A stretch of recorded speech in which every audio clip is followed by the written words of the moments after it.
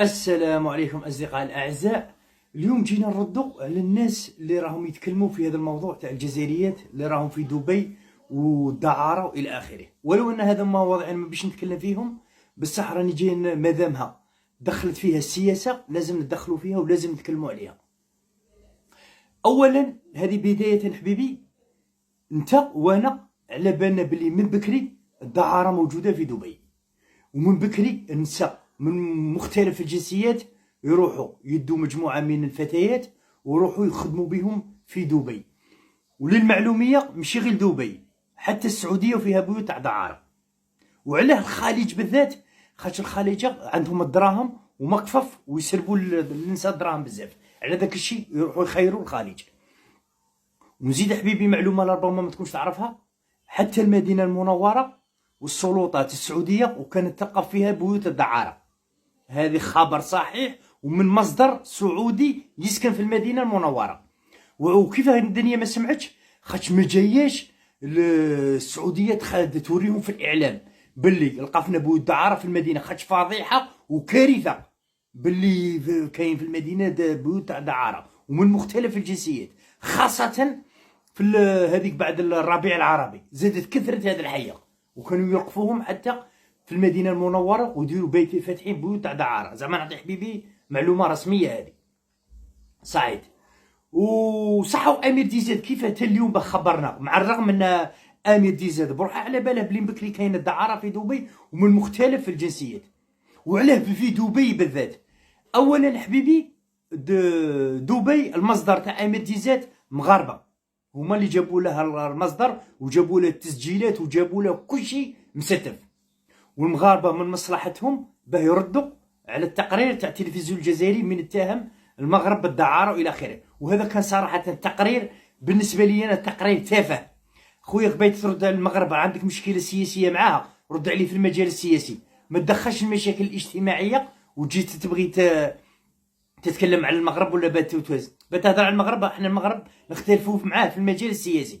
سياسيا النظام المغربي ماناش متفاهمين احنا وياه، رد عليه في السياسه هذه تاع الدعاره وهذا الهضره. خاطش هذا الدعاره كاع العالم راه فيه الدعاره، ما كاش دوله ما فيهاش الدعاره، حتى الدول الغنيه وعندهم الدعاره، سواء الدوله ديك مقنه الدعاره ولا بدون رخصه، المهم عندك الدعاره بطريقه قانونيه او غير قانونيه. هذه نقطه لازم نتفقوا عليها صح. وامير ديزاد علاه جاب لنا هذا الموضوع؟ هو المفروض صحفي استقصائي داخل في السياسه، يعني يتكلم في السياسه باللي ذا نظام فاسد يخونوا يدو كيما هكا وتوالفنا حنا وياه. شوفوا اولا جماعه، هو سياسيا فشل، ماشي غير هو كاع فشلوا، وبدالي راهم يطيحوكم في الفيديوهات، يقعد يطيح لك تطيح له وهو يطيح لك في التعليقات. رانا نشوفوا فيكم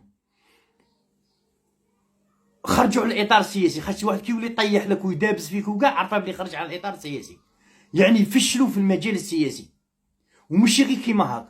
وامير ديزاد راه يكرهكم. علاه؟ امير ديزاد البدايات كانت داير الباز طالعه شابه، وكاع كنتو معاه لي زوم الله يحفظك الله يسترك تحيه لارجيري منا ضربه من ضربات درتو عليه خاطر نقول لك علاه درتو عليه. هو بعد ما كان يجيب الاخبار والمعلومات بلاهم يخونوا راهم يدو كاع شعاود دار من درنا الانتخابات وفاز رئيس تبون بالانتخابات، المفروض يتوقف ويولي مع الدوله بلي صحيح حنا العصابه اللي كانت تخور دخلوها الحبس، هو زاد كمل في الطريق. هنا معظم جمهوره توقف قال لك سي هذا سي بدا يخرج. علاه دروك حنايا سي هو ولا العصابه قلعناه وراه باين يدينا تسمى يدينا في الفوضى. يعني 60% ولا 70% من جمهوره اللي كانوا يدعموه راحوا له، ومشي غير راحوا له سي وولوا عديان ليه. هنا امير ديزاد بعد ما توقفت المشاهدات ونقصت الحيه شادا راه ينتقم منكم، ضربكم في خواتاتكم باللي قال بنات جزائريات راهم يروحوا يواسوا وراهي منا. وهذه باه نفهم صاحبي، هذه اللي فيك غير ريحه تاع رجوليه تغيظك، مع الرغم ان هذيك ماهيش اختك لا في دبي، بصح تنظر تمثل بلادك. خاطش علاه كي تسمع كلمه جزائريه ما تسمى بنت بلادي هاش راه صاري فيها في دبي. واهانه للجزائر كذلك، باهينا قدام الناس باللي عندكم الجزائريه شارع صاري فيهم. بتعرفوا بلي انسان رخيص نيشان ورخيص في الدم. خاطش علاه رخيص؟ خاطش مين فشل في السياسه وما طاحش يواجهنا سياسيا ورانا نردوا عليهم بالادله. رانا نردوا عليهم. اي مشكله راهي تجينا رانا نعالجوها ماشي نطيقوا عليه. خاطش هذا ماكش دوله صناعيه. تقارنيش بامريكان، تقارنيش بفرنسا، بتكون تعرف هاد الهضره. نمشيو على حساب جيوبنا، حنا على حساب جيوبنا وعلى حساب مدخل اللي راه داخلنا ولا داير هاك، ورانا نعالجو في المشاكل على قدر المستطاع. وعرف باللي الشعب بدا يلتفت مع الدوله الجزائريه وبدا عنده امل، بدا يخرج لنا من المواضيع ويتنقل عند الجزائريات باللي راهم يروحوا لدبي وراهم يزنوا وراهم يديروا وهاش راه صاري فيهم فهمت. وشكون اللي راه يمول في هذه الحمله؟ المغاربه او المخزن. بما انت خاطينا وخاطي حنا الشعب، ما نهضروش على الشعب المغربي، نكونوا متفقين على هذه النقطه. الشعب وحده والنظام وحده راهم يمولوا في هذه الحمله باه يسيئوا للمراه الجزائريه، وفي نفس الوقت باه يردوا الاعتبار تاعهم على القناه الجزائريه اللي دارت هذاك التقرير. وانا ضد هذاك التقرير. انا ضد هذاك التقرير اللي دار التلفزيون الجزائري. بتهدر خويا هدر في السياسه، ما تهدرش في هذه المشاكل الاجتماعيه وما تعايرش بهذه الامور التافهه هذه.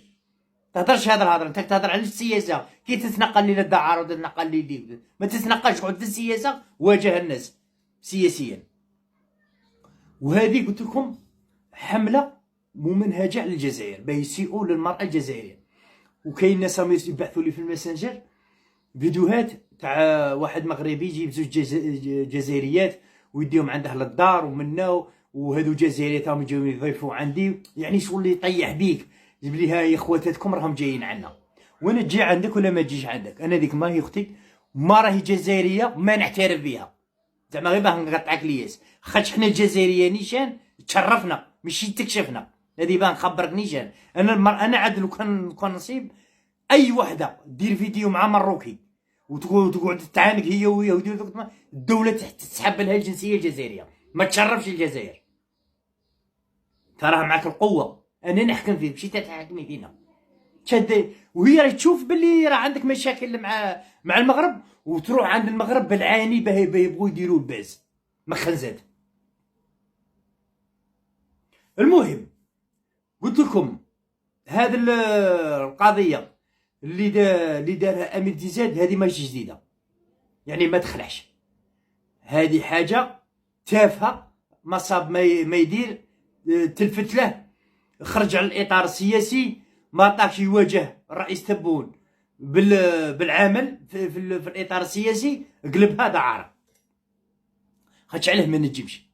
ونزيدك معلومه ثانيه لربما ما تعرفهاش، كاع المصادر تاع امير ديزاد اللي كانوا يرسلوا له المصادر هنا ويصوروا ويرسلوا له، كلهم حبيبي ألقي عليهم القبض وما يزيدوش يشوفوا الضوء الى لقاو الله تعالى. وامير ديزاد ما طلعش يخبركم بهذا الخبر باه ما ياكدش الخبر للسلطات الجزائريه باللي اللي كانوا يخبرونكم لقيتوا عليهم القبض.